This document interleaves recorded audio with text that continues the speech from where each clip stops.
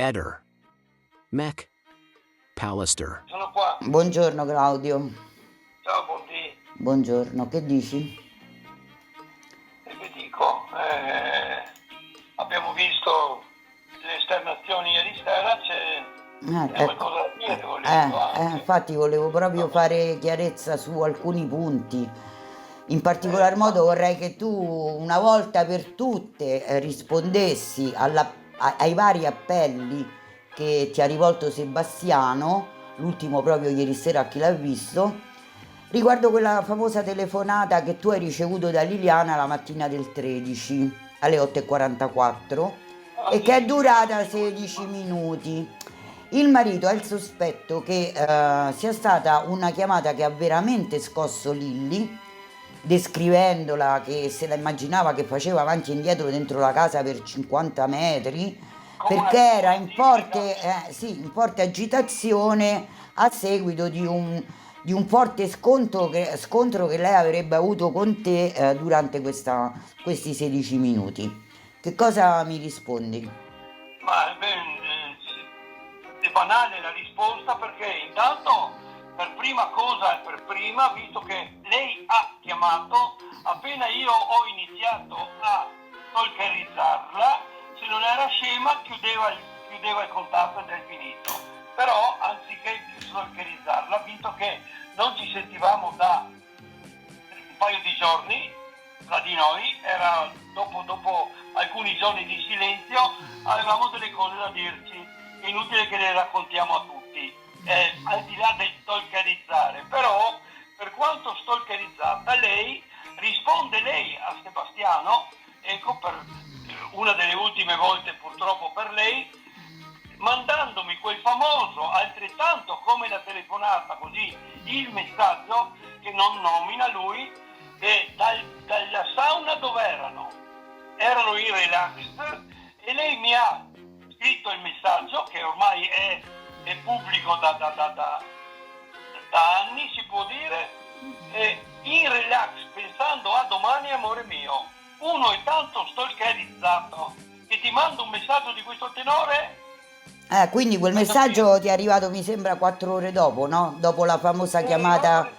54, dalle 8:44 sono 4 sì. ore e 10 minuti dopo che io ho finito di stalkerizzarla, lei mi manda questo messaggio. Nel frattempo bisogna anche ricordare come nel mese di dicembre noi ci siamo contattati, e anche questo è stato ridetto, eccetera. Ci siamo contattati 17 volte, su 17 volte lei ha chiamato me 14 e io ho chiamato lei 3, per capirci. Quindi tutta sta paura di te non ce l'aveva, insomma. Ma è così idiota lei di chiamare per 14 volte uno per farsi stalkerizzare? Ma per favore, non ho idea cosa dire, veramente.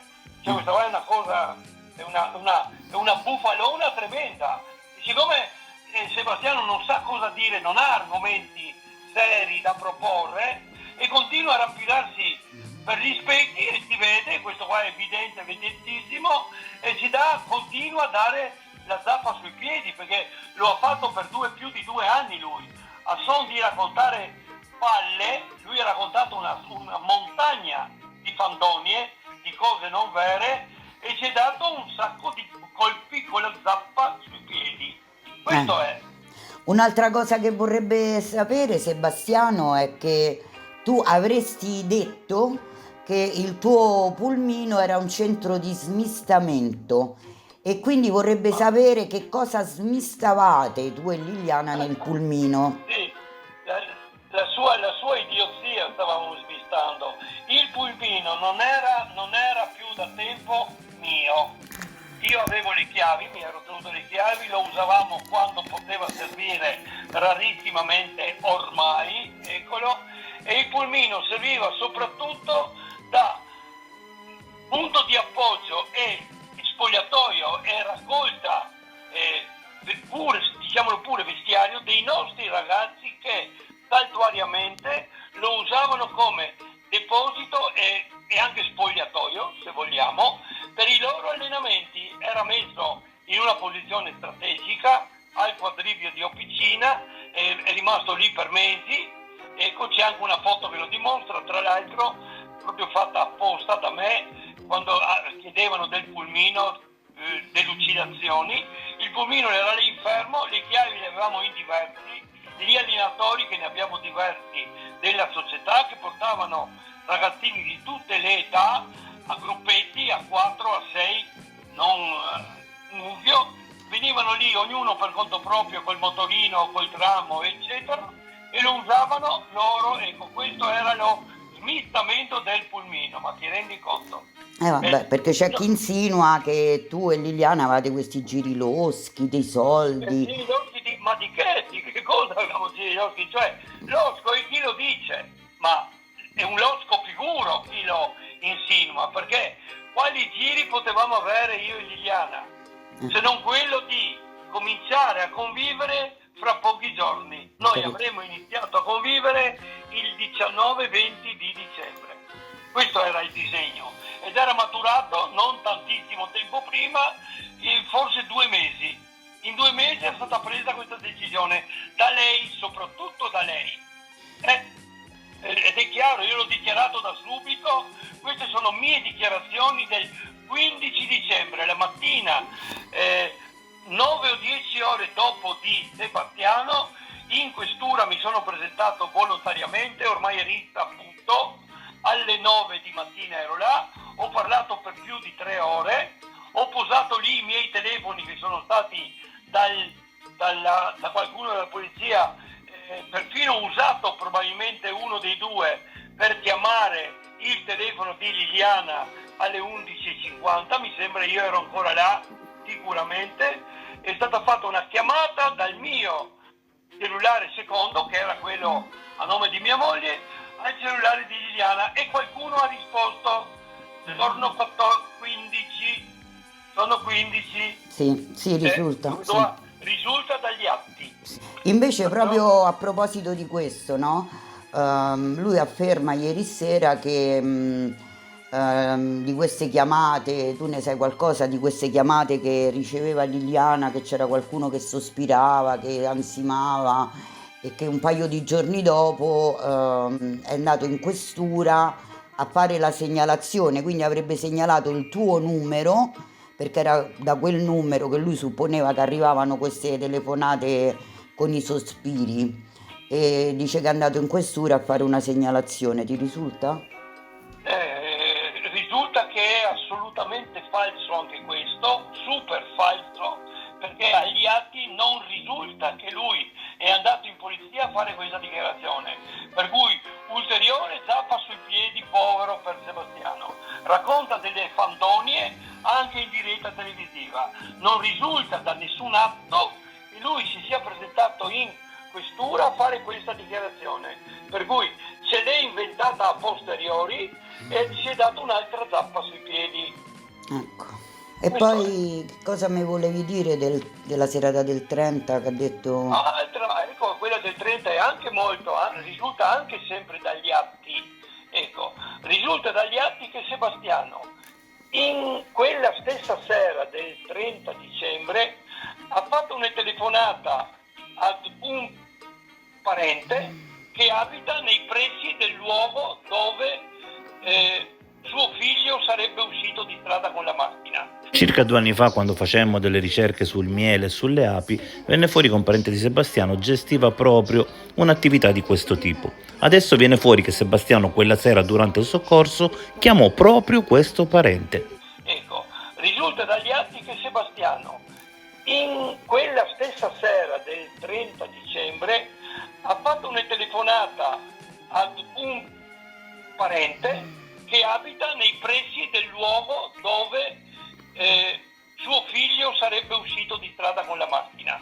E allora Sebastiano alle ore 19 parla con un parente che abita nei pressi, perché deve essere a qualche chilometro veramente di distanza. Alle 19 di sera parla con questo parente, perché è un Visentin, e 2 ore dopo che il figlio gli serve una corda, lui va a chiederla a Trieste e a Comeglians in Carnia la stessa corda per tirare suo figlio fuori dal buco quando aveva il parente stretto a un paio di chilometri. Tra l'altro ricordo che in quel periodo si ipotizzò, si disse, che Pier Giorgio presso questo parente in passato aveva anche lavorato, quindi lo conosceva bene. Un'altra bufala, anche questa è una bufala, che non è stata verificata da nessuno, ma avrebbero potuto, dovuto farlo. Dov'era il punto preciso di questo? E adesso si sa che Sebastiano alle 19 ha telefonato, ha parlato per telefono con questo parente che abita nei pressi, proprio a qualche chilometro da quel luogo. Ecco, 2 ore dopo, alle 21, chiama prima Salvo e dopo l'amico di Comelias per chiedergli una corda e per raccontargli che il nipote è là. Ma che cavolo gli fregava a Salvo e ad Arturo sapere che Sebastiano era in quel punto e gli serviva una corda? E questo è un altro depistaggio enorme per far sapere a tutti che lui era lì a quell'ora e quel giorno. Sarebbe opportuno che venisse interrogato un poco più seriamente a cosa gli serviva questo alibi, perché fa parte dei suoi alibi, anche questo. Altra bufala, cioè ne ha raccontate, Sì. Va bene Claudio, diciamo che abbiamo insomma chiarito e hai dato delle No, risposte. io ho chiarito intanto questa parte di bufale, ma se e quando succederà, che non può non succedere, la procura vorrà analizzare da zero, dal principio, di nuovo, tutti i nostri movimenti e le nostre telefonate, io mi metto a disposizione senz'altro, probabilmente emergerà cose che finora non sono emerse. Questo è. E io di questo confido, indipendentemente da come vada purtroppo le autopsie eccetera che sono in corso e che non so se ci daranno dopo 2 anni e mezzo, potevano aspettare 20 anni, così era più facile.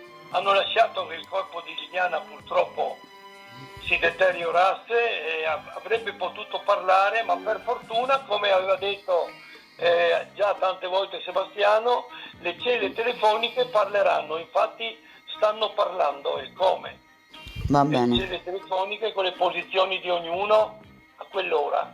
va bene, ti ringrazio Claudio per Grazie a voi, per il grazie a voi tempo. per l'interessamento, veramente che Dio vi benedica, non solo tu ma tutti quelli che in Italia, e sono tanti, tantissimi, che si interessano a questo caso in maniera impropria, estranea, nel senso di non è che sono né parenti né niente, semplicemente persone che come noi vogliono la verità. Noi chiediamo esclusivamente la verità, io per primo, ma sono tutt'uno con Sergio, con Silvia, con il gruppo degli onesti, ecco, del quale orgogliosamente facciamo parte, e il gruppo invece dei banditi, come si possono chiamare? Gli onesti sono da una parte e dall'altra, ecco. Disonesti. Quel gruppo finirà con le pive nel sacco, voglio sperare, e non voglio andarmene da questo sporco mondo che purtroppo peggiora di giorno in giorno, senza avere prima fatto quello che vorrei. Va bene, ti ringrazio. La rifaccia qualcuno, l'ho già detto, e spero di riuscire a farlo. Certo, noi cerchiamo verità e giustizia per Liliana. Certo, verità e giustizia, ma la giustizia è conseguente, è chiaro. Saluti, grazie.